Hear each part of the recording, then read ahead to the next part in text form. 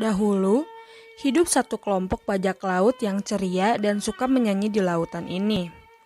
Nama kelompok itu adalah Rambler Pirates. Prinsip kelompok yang dipimpin oleh Kapten Yorki ini adalah dengan musik mereka mampu membuat anak yang menangis menjadi diam. Dan mereka menyebarkan kebahagiaan musik lewat dunia yang luas ini. Brooke adalah satu dari ratusan anak buah Yorki di kapal ini. Brooke adalah kru Yorki yang paling bersemangat dalam hal musik. Setiap pagi, Brooke selalu membangunkan nakama-nakama yang lain dengan nyanyiannya. Pada suatu hari, Brooke dan teman-temannya bertemu anak paus kecil yang kehilangan induknya. Mereka menghibur paus mini itu dengan musik dan nyanyian, sehingga paus itu bersemangat kembali. Hari demi hari, paus kecil itu selalu mengikuti arah kapal mereka. Brooke pun mengakui paus itu sebagai nakama Rambler Pirates. Paus itu diberi nama Laboon. Laboon mereka lindungi dari bahaya badai dan serangan predator lautan, bahkan dari monster lautan. Setelah lama mereka berunding, akhirnya Kapten Yorki memutuskan untuk meninggalkan Laboon di lautan sebelum Laboon mengikuti mereka ke Grand Line. Hal ini membuat Laboon sedih. Padahal Kapten melakukan ini untuk kebaikan Laboon juga. Singkat cerita, mereka pun sampai di Tanjung Kembar atau pintu masuk Grand Line. Mereka merasa bangga dan merasa tenang karena Laboon tidak mengikuti mereka lagi. Mereka berharap Laboon baik-baik saja. Mereka pun bertemu Krokus dan mereka menjadi sahabat selama 2 bulan. Mereka meminta Krokus memeriksa kapal mereka dan ternyata Laboon muncul di belakang kapal. Laboon masih mengikuti mereka hingga ke pintu gerbang Grand Line. Akhirnya tiba waktu mereka berlayar kembali.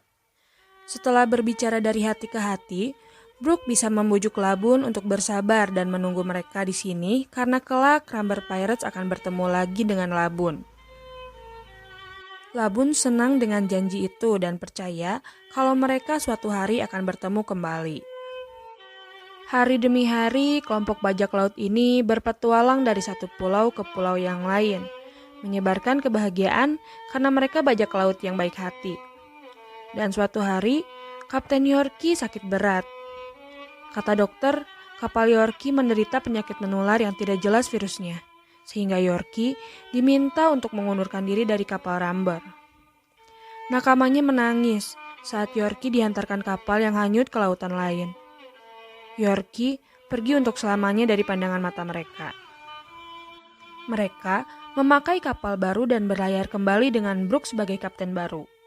Di Grand Line, di dekat Florian Triangle, kelompok Rambler Pirates dihancurkan bajak laut yang kuat. Semua nakama Brooke sekarat dan menunggu ajal termasuk Brooke.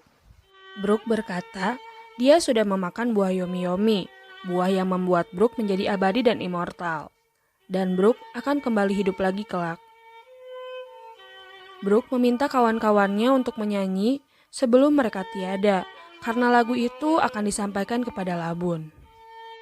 Mereka menyanyikan lagu Sek Bings.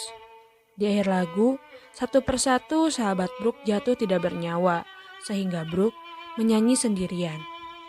Dan akhirnya dia mati. Dan tidak lama setelah itu dia hidup kembali.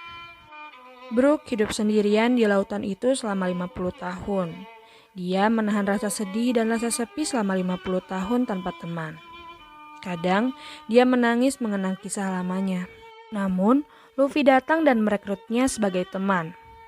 Mereka berlayar berkeliling dunia dan yakin suatu saat nanti akan menemui Laboon di pintu gerbang Grand Line.